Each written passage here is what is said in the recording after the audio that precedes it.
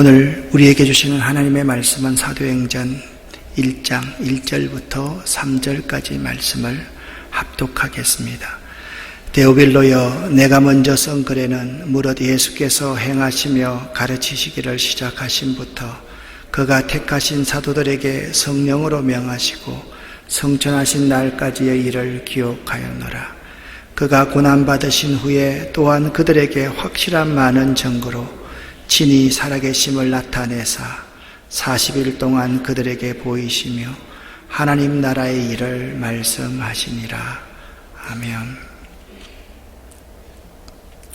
예수와 사도들과 제자들이 사역한 때는 로마가 지중해 연안의 여러 나라들을 정복하여 제국으로 군림한 때였습니다. 다음 그림은 로마 제국의 분할된 행정구역을 잘 보여주고 있습니다. 주변 국가들을 정복한 로마는 기존 국가의 정체성을 말살하기 위하여서 기존 국경선을 무시하여 없애버리고 새로운 행정구역을 이렇게 색깔별로 쭉 변경해 버렸습니다. 재편된 행정구역의 이름은 대부분 끝이 아자로 끝납니다. 수리아, 길리기아, 드로아, 밤빌리아. 이러한 명칭 안은 우리나라 행정구역의 경기도, 강원도, 충청도, 전라도, 경상도로 이해하시면 될 것 같습니다. 그래서 신약성경을 읽을 때 드로아, 갈라디아, 길리기아, 밤빌리아, 이건 이 도 같은 명칭이로구나 라고 생각을 하시면 되겠습니다. 하나님은 이 큰 로마가 통치하는 이 넓은 제국을 복음을 전하기를 원하셨습니다. 이 강력한 힘을 가진 통치자가 군림하는 로마에 예수와 사도와 제자들이 복음을 전파한다는 것은 어떻게 보면 큰 바위를 계란을 치는 것보다 더한 것이었습니다. 이 시대에 활동했던 의사 누가는 높은 자리를 사양하고 가난하고 핍박받는 사람들을 위하여 일하였습니다. 이렇게 가난하고 핍박받는 사람들을 위해서 일할 때 전파 가능했던 복음이 사도와 제자들의 복음 전파 방식이었습니다.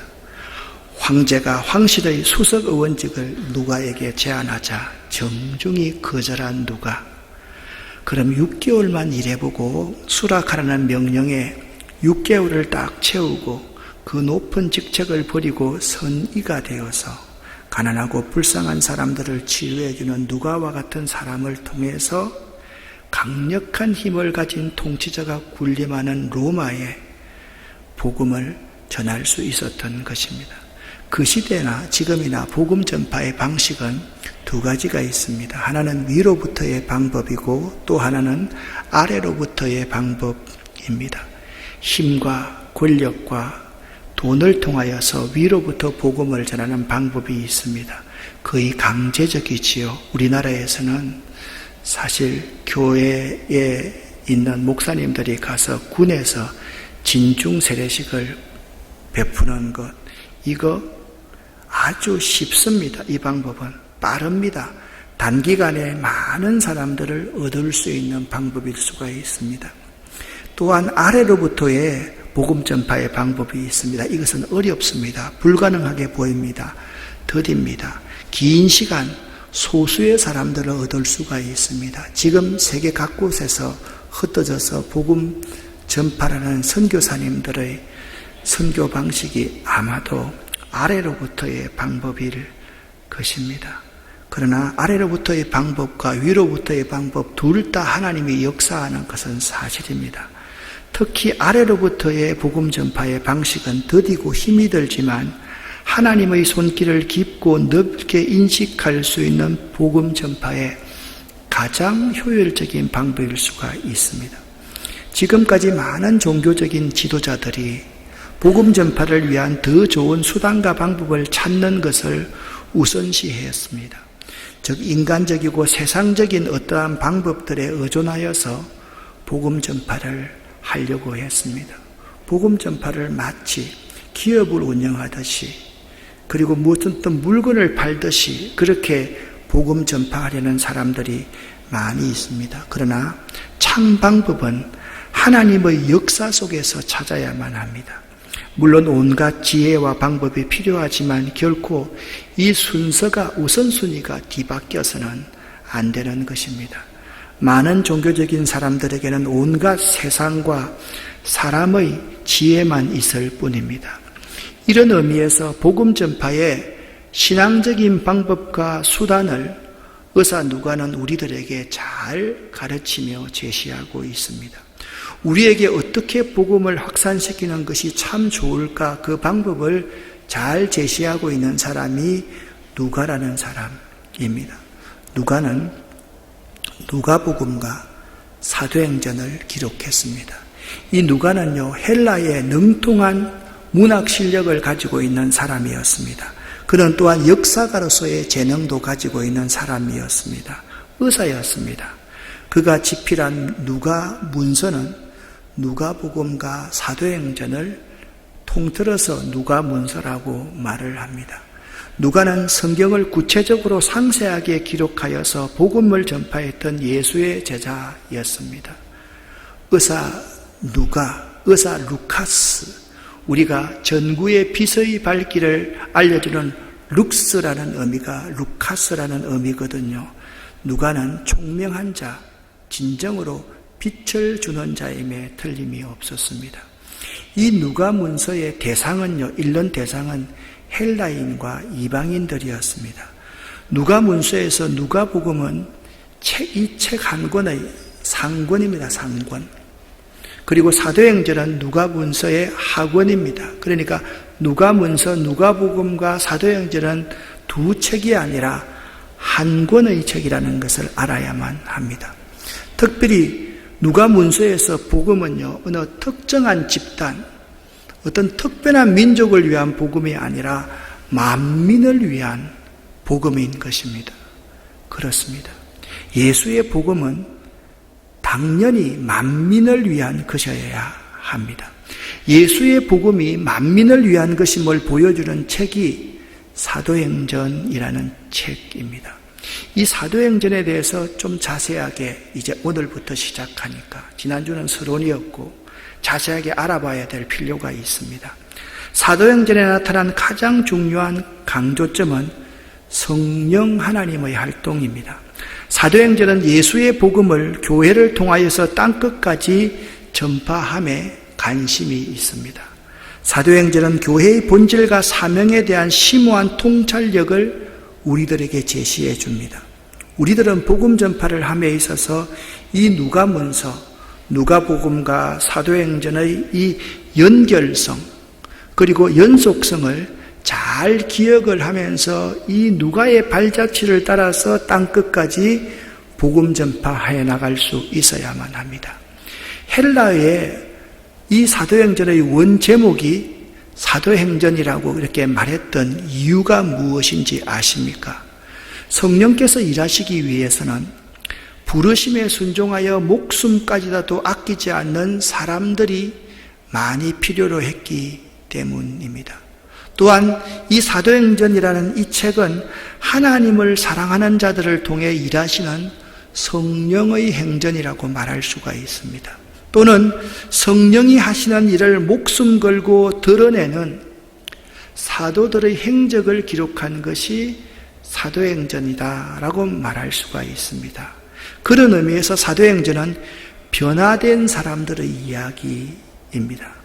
아니, 더 엄밀하게 말하면 사람들의 이야기, 즉 사도들의 행전이 아닌 사도들을 사도되게 하신 성령 하나님의 이야기가 이 사도행전에 기록되어 있습니다. 누가복음과 사도행전의 시작 부분을 왜 이렇게 한 권의 책이라고 말하는지를 여러분과 함께 나누어 보도록 하겠습니다. 먼저 누가복음 1장 1절부터 4절의 말씀을 함께 읽어보겠습니다. 우리 중에 이루어진 사실에 대해서 처음부터 목격자와 말씀의 일꾼된 자들이 전하여준 그대로 내력을 저술하려고 붓을 든 사람이 많은지라. 그 모든 일을 근원부터 자세히 미루어 살핀 나도 데오빌로 각하에게 차례대로 써보내는 것이 좋은 줄 알았노니 이는 각하가 알고 있는 바를 더 확실하게 하려 함이로다. 아멘. 1절 말씀을 보면 우리 중에 이루어진 예수로 말미암아 엄청난 일어났던 변화의 사실에 대하여서 처음부터 목격자들이 있었습니다. 말씀의 일꾼된 자들이 있었습니다. 그들이 전하해준 그대로 그 내력을 저술하려고 붓을 든 사람이 누가 외에 많이 있었습니다. 그런데 이 누가는 그 모든 일을 근원부터 자세히 역사가적인 입장에서 사람을 만나고 상담을 하고 그렇게 미루어 살핀 나 누가도, 자, 이 누가복음의 독자가 누구인가, 수신자가 누구인가, 데오빌로 각하에게 차례대로 예수의 복음을 써보내는 것이 좋은 줄 알았다라고 하면서 데오빌로 각하가 이 누가복음의 독자임을, 수신자임을 분명히 밝혀주고 있습니다. 이는 각하가 알고 있는 바를, 예수에 관한 것을 더 확실하게 알게 하려고 누가복음을 기술해서 당신에게 헌정합니다 라고 말씀하고 있습니다. 자, 누가문서의 학원인 사도행전 1장 1절부터 3절까지의 말씀을 여러분과 함께 읽어보겠습니다. 데오빌로여, 내가 먼저 쓴 글에는 무릇 예수께서 행하시며 가르치시기를 시작하신부터 그가 택하신 사도들에게 성령으로 명하시고 성천하신 날까지의 일을 기록하였노라. 그만. 여기 데오빌로여, 내가 먼저 쓴 글이 있습니다. 내가 먼저 쓴 글이 뭐겠습니까? 누가복음을 말을 합니다. 누가복음에는 어떤 내용이 기록되어 있습니까? 예수께서 행하시며 가르치시기를 시작하신부터 예수께서 택하신 12사도들에게 성령으로 행하시고 성천하신 날까지의 일을 기록한 책이 뭐였다고요? 누가복음이었다라고 말씀하고 있습니다. 그리고 사도행전은 3절에 이런 내용이라고 말씀합니다. 3절을 함께 읽겠습니다. 그가 고난받으신 후에 또한 그들에게 확실한 많은 증거로 친히 살아계심을 나타내사 40일 동안 그들에게 보이시며 하나님 나라의 일을 말씀하시니라. 아멘. 예수님께서 십자가의 고난을 받으시고 난 후에 무덤에 묻히셨습니다. 근데 사흘 만에 예수께서 부활하셨습니다. 이 부활한 이 예수를 예수의 제자들이 만났는데 예수의 제자들과 함께 예수님께서 이 땅에 40일 동안을 함께 계셨습니다. 그들에게 예수의 십자가와 부활에 대한 확실한 많은 증거로 친히 자신이 사흘 만에 살아계심을 나타내셨다. 그러기 위해서 40일 동안 제자들과 함께 있었다라고 말씀하시면서 하나님 나라의 일을 말씀하시니라 라고 말씀하고 있습니다. 그러니까 누가문서의 수신자가 누가복음 1장 1절부터 4절과 사도행전 1장 1절부터 3절까지의 말씀을 보면 확실하게 누굽니까? 데오빌로였음을 알 수가 있습니다. 사도행전 1장 1절에 데오빌로여, 내가 먼저 쓴 글은 뭐라고요? 누가복음이고 지금 데오빌로에게 사도행전을 학원을 기록하고 있다라는 것입니다. 의사 누가는 수신자 데오빌로에게 누가문서를 기록해서 1차 그리고 2차에 보낸 것입니다. 그런데 데오빌로의 이름 말의 뜻이 뭐냐면 하나님의 친구, 하나님을 사랑하는 자, 하나님의 사랑을 받는 자라는 의미를 가지고 있습니다. 누가가 사도행전보다 먼저 기록한 누가복음에는 데오빌로 각하라고 표현을 하지만 사도행전에서는 데오빌로 각하라는 호칭을 빼고 그냥 데오빌로여라고 시작합니다. 이 각하라는 말은 아무나 쓸 수 있는 용어가 아닙니다. 로마의 고위 관리들에게만 사용한 표현이 각하라는 표현이었습니다. 이것으로 보아서 데오빌로는 당시 총독 이상의 지위에 있었던 로마의 고위 관리로서 예수를 믿던 자임을 알 수가 있습니다. 누가복음 1장 3절과 4절을 다시 한번 보면 데오빌로를 데오빌로 각하라고, 이는 각하가 알고 있는 바를 더 확실하게 하려 함이로다 라고 말씀하고 있고, 사도행전 1장 1절에서는 데오빌로여라고 말하고 있습니다. 그런데 여기 사도행전에서 말씀하고 있는 각하라는 말을 쓰지 않고 그냥 데오빌로여라고 부른 이유가 무엇이겠습니까? 여러분, 옛날에 각하를 데오빌로여라고 부르면 큰일 나는 세상이었습니다.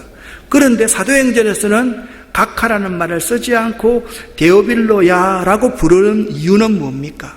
이제 데오빌로의 신앙이 성장하여서 교회 공동체에 소속된 한 일원으로 받아들여졌다는 것을 잘 보여주며, 자연스럽게 데오빌로와 성도 간이 만나서 교제하고 동역할 수 있는 관계로 발전했음을 우리에게 보여줍니다. 이 사실은 초대교회 공동체 개개인의 믿음 성장 증거를 잘 보여줍니다.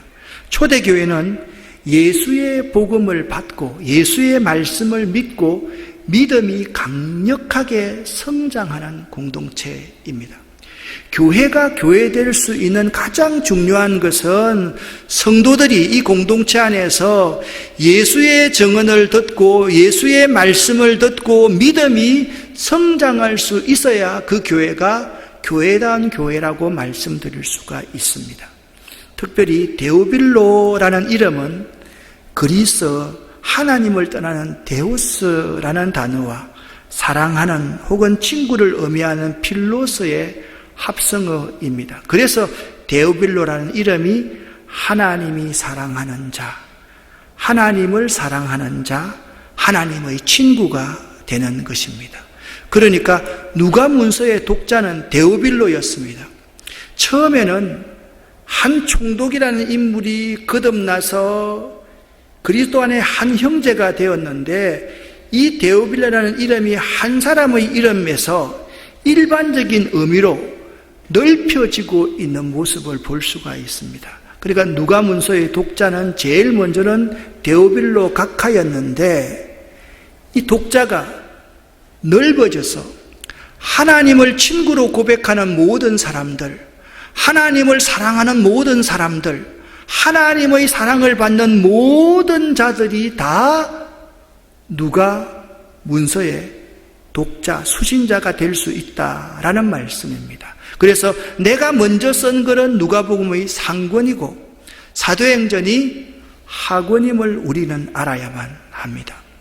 그렇다면 이 누가문서의 독자인 데오빌로라는 이름이 주는 교훈이 있습니다. 누가는 이 이름을 통해 자기의 관심사와 자기의 사랑이 어디에 있었는지를 우리에게 잘 설명해 줍니다. 데오빌로는 그 시대에 로마의 관리였습니다. 유대인들이 로마 관리를 좋아했겠습니까? 싫어했겠습니까? 싫어했을 겁니다.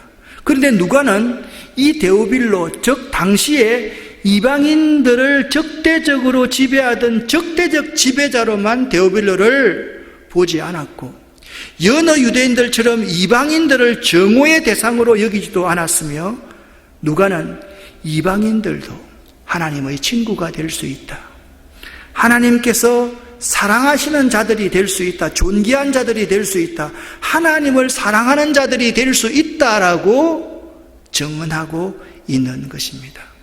어떻게 이것이 가능했을까요, 여러분? 여러분 생각해 보세요. 지금 우리의 관점으로 생각하면 이건 얼마든지 가능한 일입니다. 그런데 그 시대는 그렇게 쉽지 않았습니다. 이것이 이렇게 가능했던 이유는 바로 누가 자신도 이방인이었다는 사실입니다. 누가 자신도 이방인이었다가 주의 은혜로 주의 사랑을 알게 되었기에 또 다른 데오빌로가 자신이었다는 사실을 알았기 때문입니다. 즉 데오빌로 안에서 누가 자신을 보게 된 것입니다.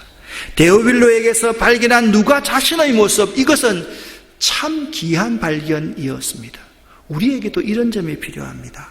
항상 타인을 타인으로 보고 타인을 나와 상관이 없는 자로 보는 것이 아닌 타인 속에서 자신을 볼 줄 아는 타인 속에서의 공감하는 능력, 이것이 우리에게 필요한 것입니다. 왜냐하면 데오빌로 된 자만이 데오빌로 같은 자를 사랑할 수 있기 때문입니다. 그러기에 우리들이 사도행전의 말씀을 잘 살펴보고 듣고 보고 은혜를 받으려고 한다면 다음 이 세 가지의 문제를 반드시 짚고 넘어가면서 사도행전 1장부터 28장까지의 말씀을 읽어야만 합니다. 첫 번째입니다. 먼저 나 자신이 데오빌로임을 인식하고 고백해야만 합니다. 내가 노예요, 내가 종이요, 내가 빚진 자이며 내가 결코 기득권자, 강한 자가 아닌 나는 부족하기 짝이 없는 자라는 것을 인식해야만 합니다. 어떻습니까, 여러분? 먼저 내가 데오빌로임을 고백하십니까? 우리는 성경을 읽고 하나님 말씀을 들을 때 스스로가 대제사장이나 된 것처럼, 레위인이나 바리새인이 된 것처럼 생각해서는 안 됩니다. 사마리아 사람이 되어야만 합니다. 내가 세리가 되어야만 합니다. 내가 가난한 여인이 되어야만 합니다. 내가 혈류병에 걸린 여인이 되어야만 합니다. 내가 열병 걸린 자가 되어야만 하고, 내가 예수가 갑자기 내 눈에 와서 침을 탁 뱉어도 당연히 내 고쳐주기 위해서 침을 뱉는가 보다라고 여길 수 있는 소경이 바로 내가 되어야지 된다라는 점입니다. 그 다음에 내가 상대하기 싫거나 내 선입관을 통해서 이미 우리들의 마음에서 제외시킨 사람들,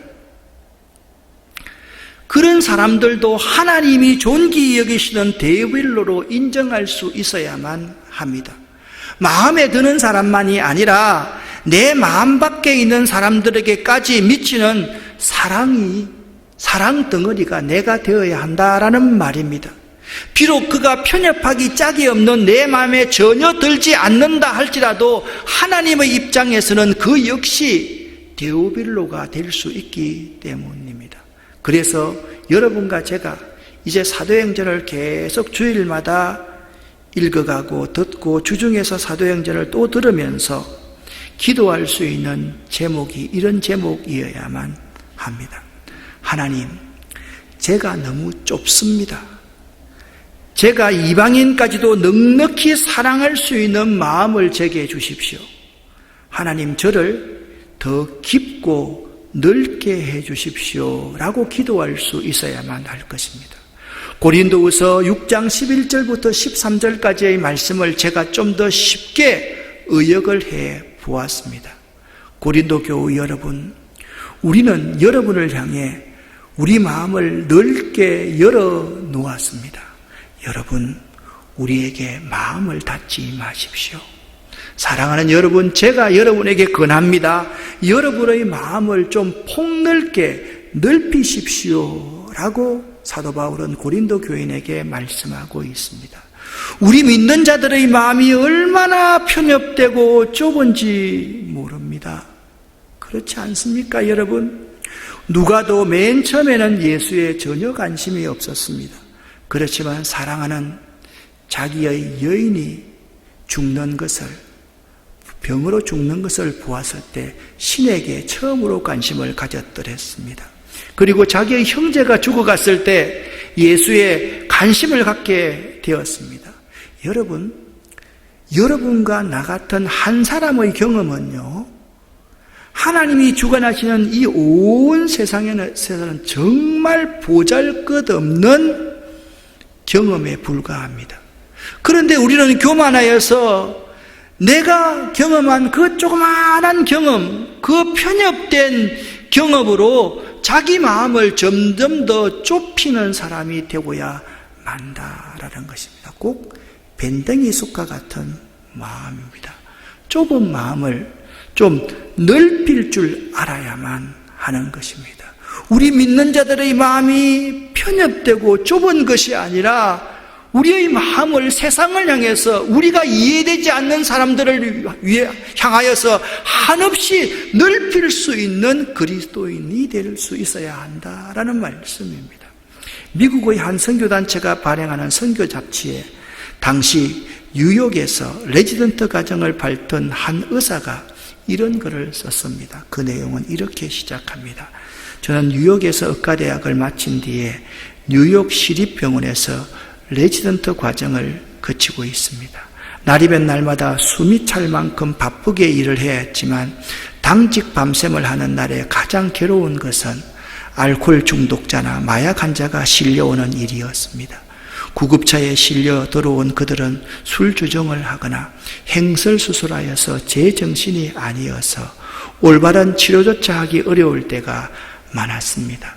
그렇게 난동을 부린 뒤에 아침이 되면 기공자같이 같은 대접을 받아가며 툭툭 옷을 털고 병원을 나가고 며칠 후에 또다시 그런 꼴로 들어오는 것이었습니다. 어느 날 한밤중에 교통사고 환자 하나가 구급차에 실려 들어왔습니다. 그런데 얼굴을 보니까 얼마나 잘생기고 건강했던 10대의 소년 같아 보였습니다. 그런데 그 소년은 이미 내사 상태에 빠져 있어서 여러 의사가 달려들어 최선을 다해 보았지만 불가능의 판정이 내려졌습니다. 알고 보니까 그 소년은 유명한 고등학교 미식 축구 선수였고 크리스찬 가정의 외아들이었습니다. 부모님들이 급히 병원으로 달려왔을 때 그날 밤의 팀장인 의사가 이렇게 말을 합니다. 이제 남은 한 가지 길은 이 건강한 아들의 눈과 장기를 누구에겐가 주는 일만 남아있다라고 부모에게 알려주었습니다. 소년의 아버지와 어머니는 한동안 눈물로서 기도한 후에 아들의 장기를 이식하라고 허락을 했습니다. 그날 밤 그 사고는 너무나 돌발적인 일이었고 수혜자를 찾아보니 그것도 쉽게 연결되지 않아 의료팀은 퍽 안타까워했습니다. 그러다가 순서에 따라 마지막으로 지명된 대상은 너무나도 엉뚱한 사람이었습니다. 그는 마약과 알코올, 폭력에다가 게다가 강간 현행범으로 수없이 교도소에 드나들면서 가족들에게조차 지울 수 없는 상처를 주었던, 그래서 의사들도 고개를 젓게 하던 그야말로 막장 인간이었던 것입니다. 그가 지금 신장을 비롯하여서 내장이 엉망이 되어서 병원에 들어와 있었던 것입니다. 나는 하도 기가 막히고 흥분되어서 팀장인 선배 의사에게 항의하듯 이렇게 말했습니다. 세상에 저렇게 아름답고 훌륭한 소년의 생명을 그런 파렴치한 인간에게 주다니, 이것은 도무지 사리에 맞지 않습니다. 그 쓰레기 같은 인간에게 이런 생명과 이런 수고를 준다 한들 또 밖으로 나가면 똑같은 범죄를 저지를 인간이 아닙니까? 그러나 선배 의사는 묵묵하게 이식 수술을 준비하고 있었고 나는 계속해서 분개하면서 불평하면서 선배 의사에게 대들었습니다. 그러자 선배 의사가 정색을 하고 제 앞에 섰습니다. 형제여, 우리는 하나님이 하시는 일을 막을 권리가 없소. 이 사람이 우리 눈에는 쓰레기 같지만 하나님께는 그도 또한 귀한 아들이요, 이때와 이 기회는 하나님 그분만의 것이고 또 이 사람이 자기의 남은 생명을 어떻게 쓸는지 우리는 알 수가 없지 않소. 하나님 앞에서 인간은 공평한 존재인 것이요, 우리는 지금 하나님의 도구로 일하는 뿐입니다. 장기 이식 수술을 끝내었을 때 아침이 왔습니다. 아침 햇빛 속에 누워있는 환자의 얼굴에서 저는 하나님의 미소를 발견했습니다.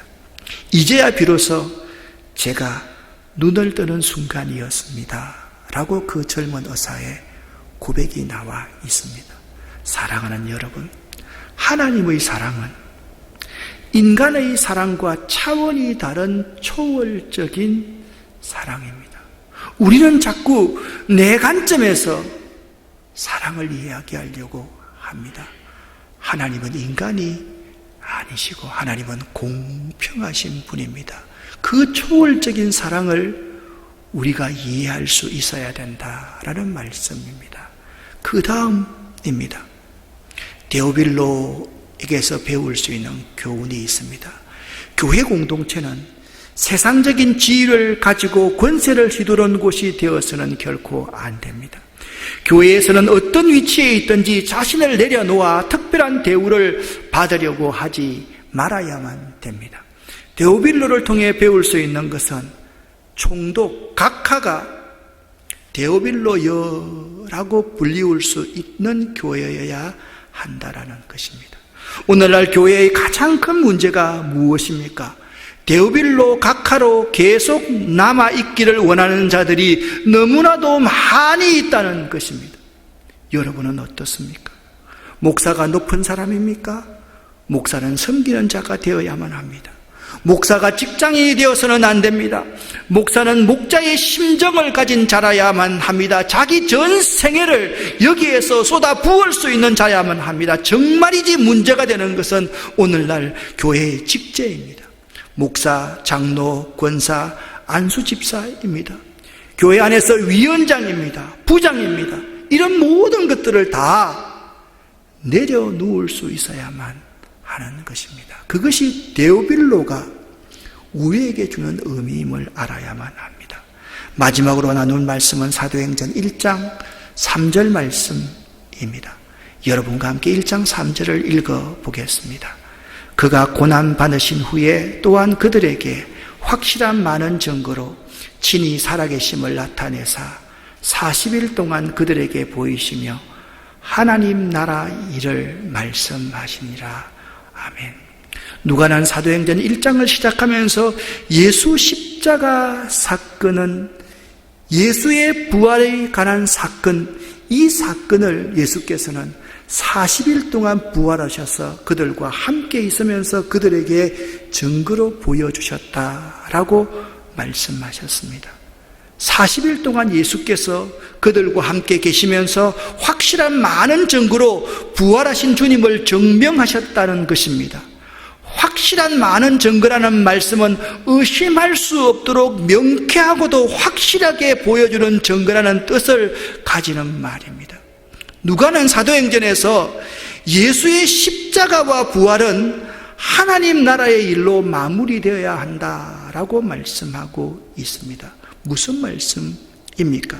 예수께서 이처럼 40일 동안 확실하게 다시 살아나셨다는 사실을 증명하신 그 목적이 어디에 있었을까요? 그것은 그 다음에 나오는 문장입니다. 하나님 나라의 일을 말씀하시니라 라는 이 말씀을 통해서 알 수 있습니다.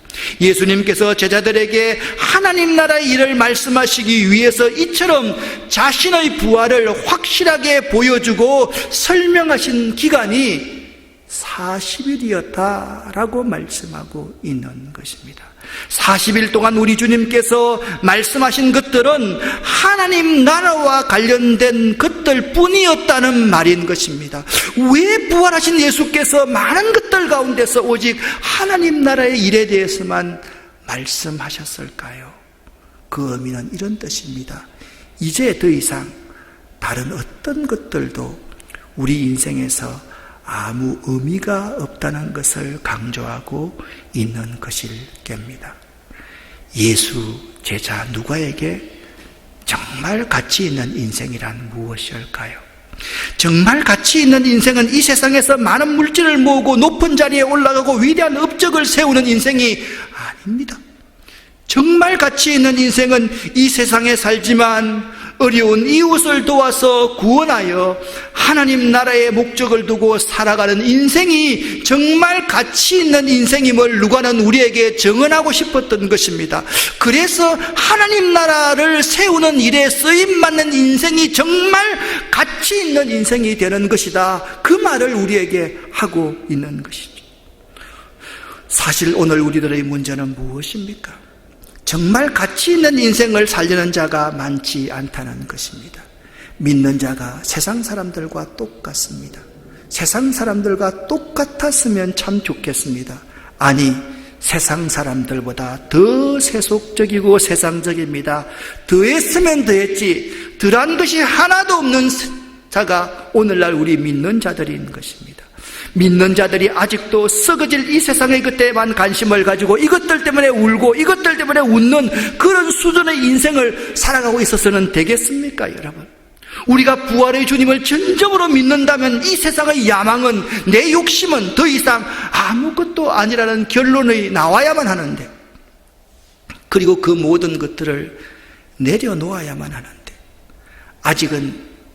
아직도 한 발은 세상에 두고서 주저하고 있는 분들이 너무나도 많다라는 것입니다. 사랑하는 성도 여러분, 한 번 사는 인생 누가처럼 한번 살아보지 않으시겠습니까? 오늘 말씀을 맺으면서 여러분과 함께 이 기도 제목을 생각해 보기를 원합니다. 나 자신이 데오빌로임을 고백하십시오. 자신이 데오빌로임을 고백할 때 더 많은 데오빌로를 이해할 수 있습니다. 이렇게 기도해 보십시다. 하나님, 제가 너무 좁습니다. 이방인까지도, 내가 싫어하는 사람들까지도 넉넉히 사랑할 수 있는 마음을 주십시오. 저를 더 깊고 넓게 해 주십시오. 그리고 교회 공동체 안에서 철저히 자신의 기득권과 존재를 내려놓는 겸허하고 겸손한 삶을 살기를 원합니다. 한 번밖에 없는 인생, 정말 가치 있는 이웃과 가난하고 소외된 사람들을 위한 삶, 하나님 나라에 관심하는 삶을 지금부터 살아보겠습니다. 결심하는 여러분 될 수 있기를 간절히 바랍니다. 기도하겠습니다. 살아계신 하나님 아버지요, 감사합니다. 한 번밖에 없는 인생, 누가처럼 한번 살아가 보겠습니다. 예수 그리스도 이름으로 간절히 기도드립니다.